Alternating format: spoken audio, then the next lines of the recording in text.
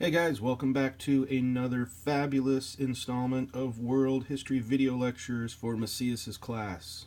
I know I have a lovely singing voice, but please hold the applause. All right. So, French Revolution. We talked in class a little bit about French Revolution, democracy and terror. Democracy and terror. All right. So, what was the one word I asked you guys to keep in mind throughout this unit for French Rev? That's right, chaos. It was absolutely chaotic from start to finish, pretty much. All right, let's get going. Just as a reminder, I will pause briefly in between slides so that you guys can pause the video yourself to get down everything that you need. Also, there are some videos within the video here that I will walk you through. I will pause the videos now and then for you to get down the information that I'm asking you to.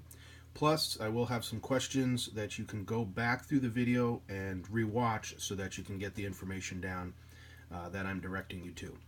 Alrighty, so here we go.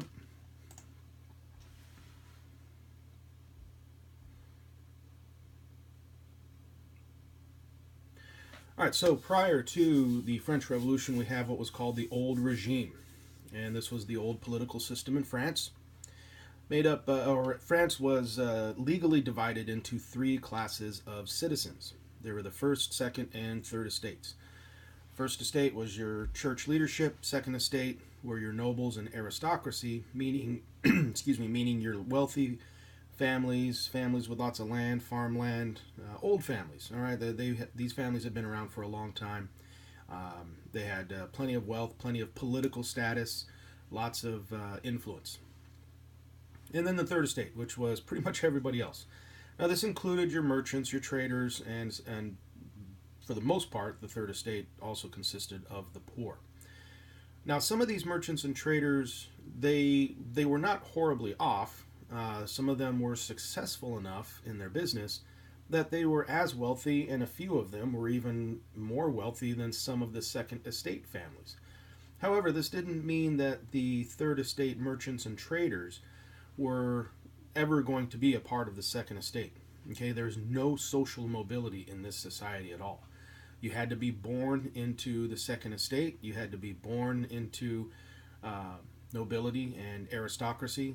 All right, there was no working your way up through hard work and good luck to be able to make it into the second estate. They didn't allow that. So it was a pretty rough deal for mostly everyone in the third estate.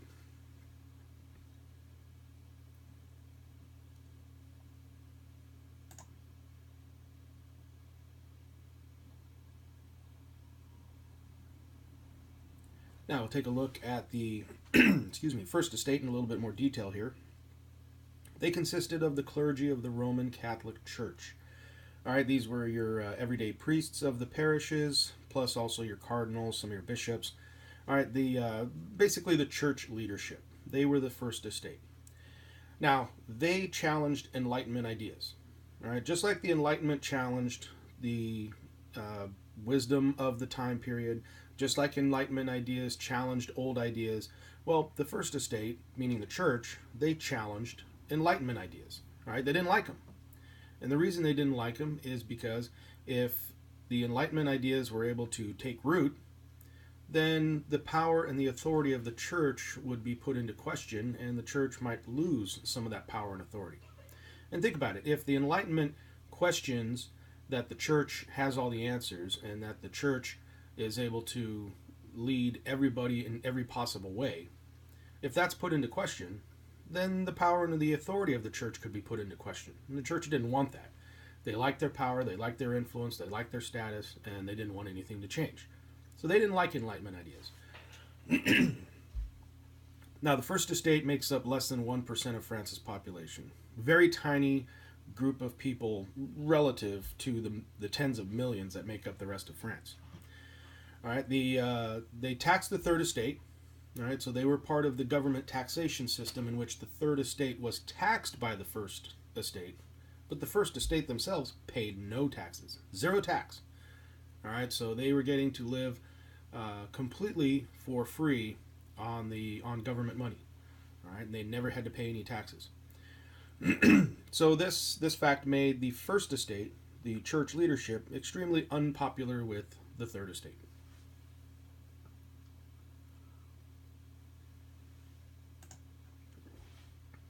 Okay, so there's a image there of the Notre Dame Cathedral in Paris.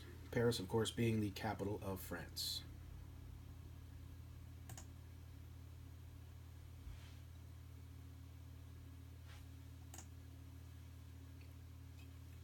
All right, our second estate.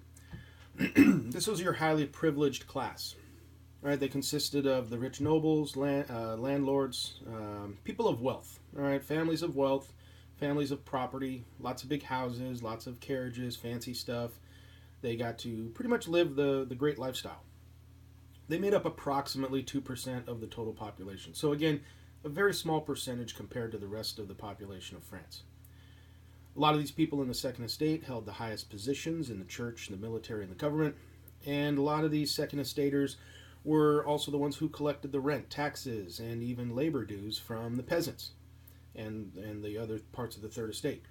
So this fact made them even more unpopular with the Second Estate was even more unpopular with the peasants and the Third Estate than the First Estate was. All right, so the First Estate pretty unpopular with the Third Estate because they paid no taxes and all the tax burden fell on the Third Estate. And the Second Estate even more so because the Third Estate saw all the time that these Second Estate people had the good life, all the great stuff, all the cool toys, all the great clothes, great carriages, all that stuff. And the Third Estate people, for the most part, simply had to scratch a living just to survive.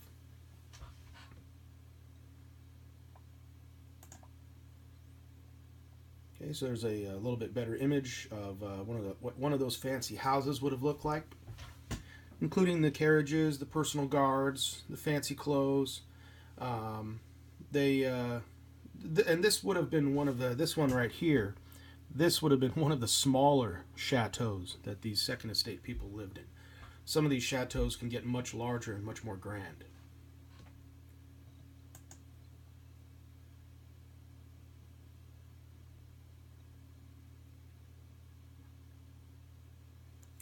All right, Third Estate.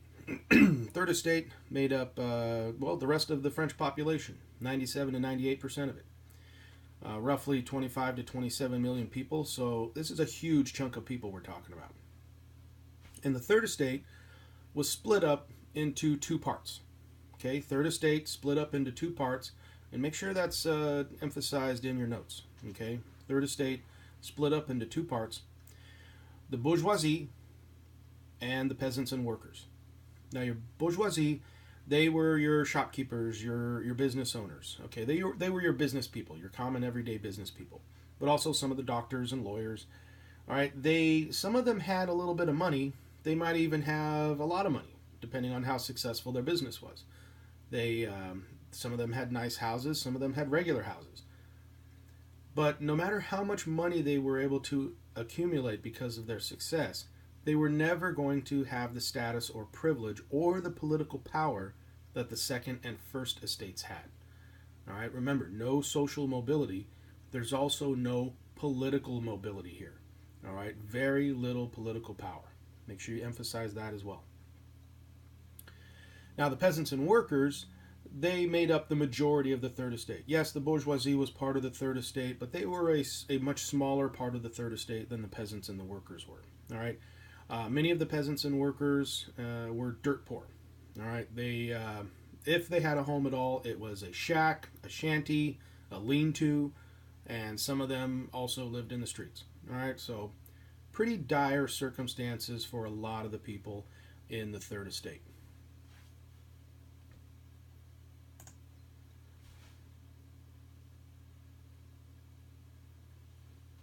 Okay, and just as a reminder, the Third Estate was heavily taxed by the First and Second Estates, as well as by the monarchy. The king and the queen also taxed the Third Estate. So we're talking about a society here that has massive political, social, and economic inequality. All right, this is a kind of society that would have just driven Wollstonecraft absolutely crazy. All right, it would be like nails on a chalkboard for her. All right, so we're just talking about a society that you have the third estate that is shouldering most of the burden of keeping the government and the nation going.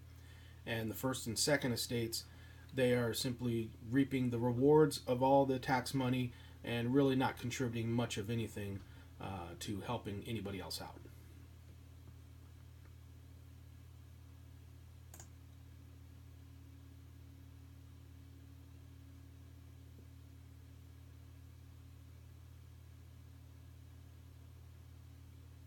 All right, so we're going to go over our three basic reasons for the revolution. Now, these are in no particular order. They are just the three basic reasons. Okay, so the first one, Enlightenment ideas. Enlightenment ideas. We just did an entire unit going over all this stuff. All that stuff about reason, self-government, freedom of speech, church not being all-powerful, questioning the power and authority of the church, separation of powers, all that stuff. All right. The Enlightenment ideas really got the minds of the Third Estate people going. All right, started making them think about there's got to be a different way. All right, there's got to be a better way than what we have now, because this way right now totally stinks. And if we can hopefully think ourselves out of a better way, then let's try that out. All right, so Enlightenment ideas were really hot at the time, and this thinking would very soon start to turn into action.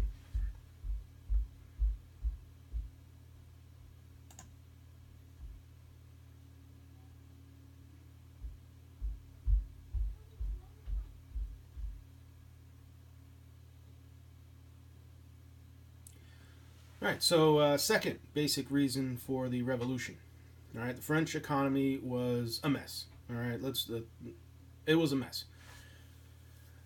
And it stems back as far back as the mid to late 1700s.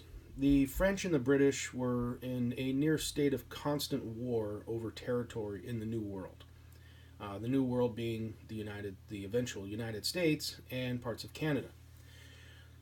And so the French had huge chunks of territory over here in the New World, and so they went toe to toe with the British to not only try to keep those lands, but also to try to expand them and take them from the British. Well, in this particular war, the French lost.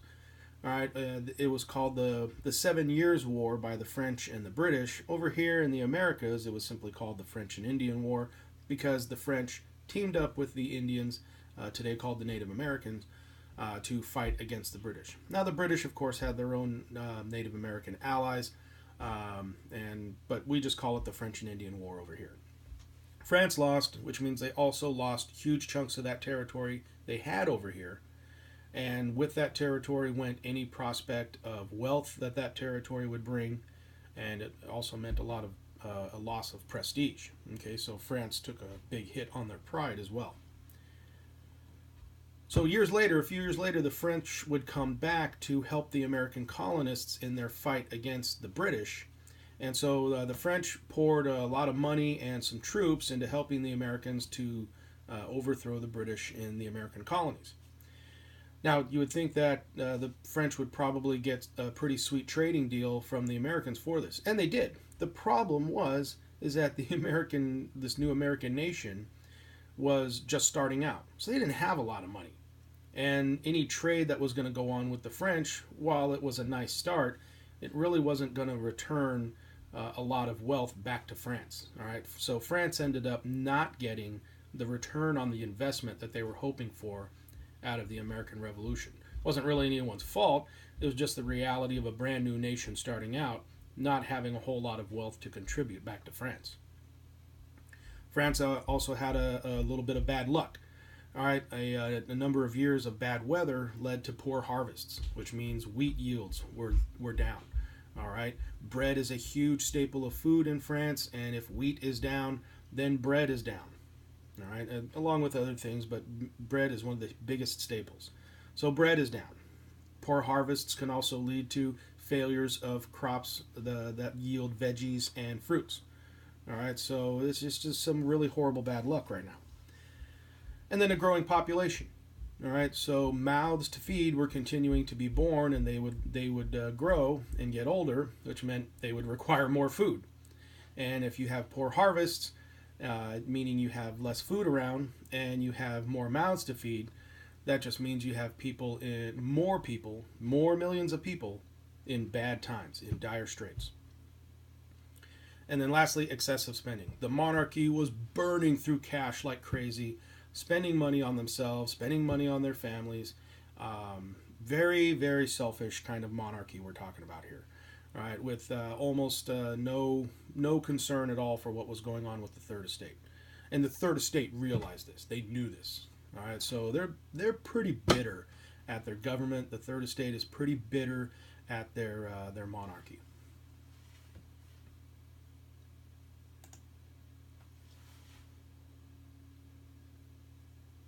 All right, third, one of the third reason for revolution, weak leadership.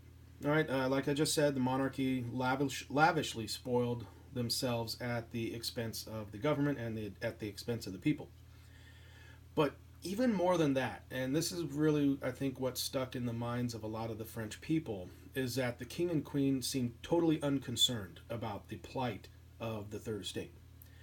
All right, King Louis often put off official business in favor of personal pursuits, vacations, his whatever his academic interests were, his art interests.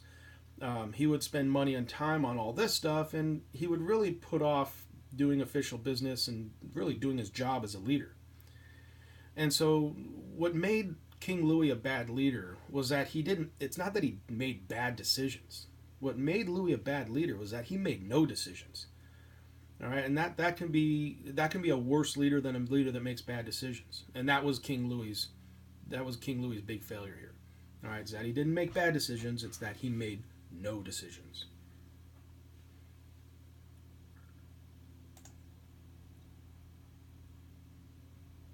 All right, so there's a quick image of King Louis and Queen Marie Antoinette. Every time I look at these images, I always think of big fluffy cakes. And man, they have too much money. Let's face it. All right, so with this video here, there are some things that I will want you to pay attention to and emphasize in your notes. But I will pause the video every once in a while so that you can get some stuff down. There were three basic causes of the French Revolution. And the first was the worsening financial condition of the government that resulted in a desperate need for more money. The reason France was nearly broke was because it had spent huge sums on soldiers and weapons to fight a conflict called the 7 Years' War. The North American branch of this European war is called the French and Indian War. And it was because of this struggle that France was forced to give up its vast and valuable territory, called New France, to Spain and Great Britain. This enormous loss included not only a huge part of Canada, but also such far-flung places as the city of New Orleans in today's state of Louisiana, and big military and fur trading outposts such as Fort de Chartres in Illinois, Fort Condé in Alabama, and Fort Michilimackinac in Michigan. A huge financial drain was placed on the French government a second time a few years later, when her troops returned to North America in 1778 to provide essential military support to the American colonists to help fight their common enemy, Great Britain, during the Revolutionary War. But France's financial crisis did not stem from military expenses alone. All right, so we have the 7 Years' War, which was also known as the French and Indian War. Okay, 7 Years' War, French and Indian War are the same thing. And then we had the American Revolution, the French government pouring money and troops into the American Revolution, and so that's money that France never got back. All right, it was a total loss on the French and Indian War, and then they didn't get a lot of the money back that they put into the American Revolution. Okay, so make sure you get down in your notes. Two of the big money problems for France was the French and Indian War and the American Revolution. I'll give you a second to get that down, and then we will restart the video. If you need to, pause this thing yourself so that you can get down what you need before continuing.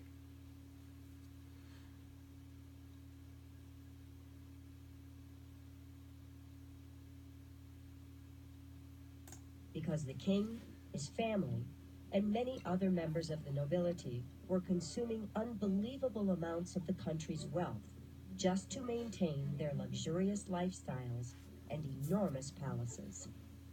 As a result, by the late 1780s, the government of France, Europe's most populous nation, had borrowed so heavily it was almost bankrupt. But the king had decided spending could not be cut, and he wanted to increase taxes. This was a big problem due to the fact that for purposes of taxation, the 26 million citizens of France had been legally divided into groups called the Three Estates. The first estate was made up of the non-tax-paying clergy of the Catholic Church, France's largest landowner. The second estate was made up of the nobility, the richest and most powerful citizens, whose birthrights exempted them from paying taxes and gave them many other special rights and privileges as well.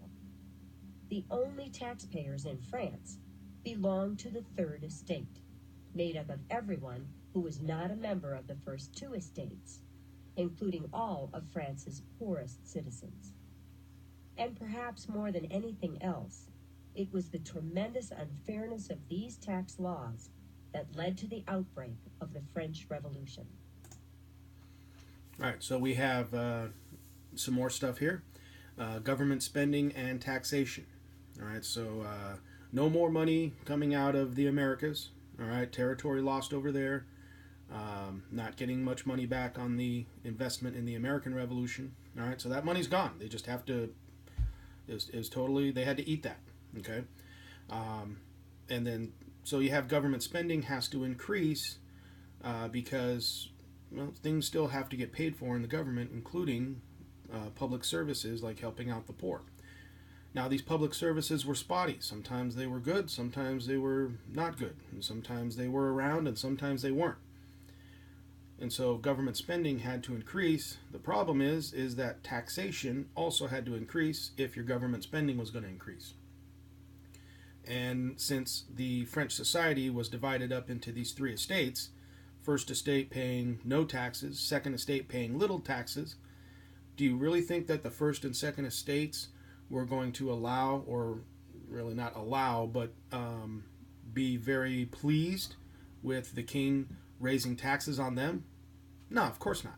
All right, so get down in your notes. First and second estates did not want to be taxed. They did not want to be taxed. Okay, so I'll give you a second to get that down.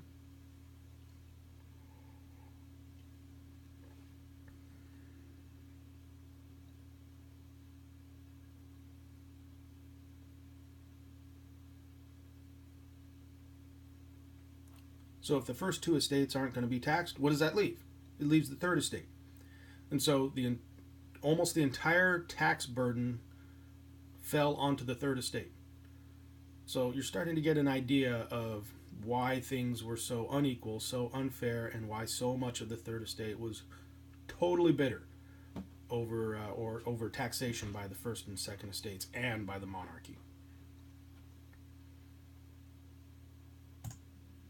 However, besides the crisis over taxation, a second cause of the French Revolution was that the 1770s and 1780s were times of severe economic depression in France, when downturns in manufacturing and trade were coupled with many years of poor agricultural harvests.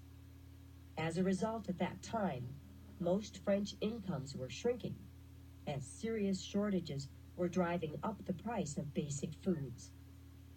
That was why by the year 1789, both lack of work and hunger were real problems across much of the French nation. In addition to the economic depression and the lack of government money that plagued France in the 1780s, a third important cause of the French Revolution were certain revolutionary new ideas that were coming out of a movement called the Enlightenment. These were many of the same ideas that had inspired the framers of the Constitution of the United States. The Enlightenment movement, also known as the Age of Reason, developed in Great Britain and France during the 17th and 18th centuries. This movement promoted the use of scientific reasoning as the best way to solve problems, as opposed to depending on faith alone.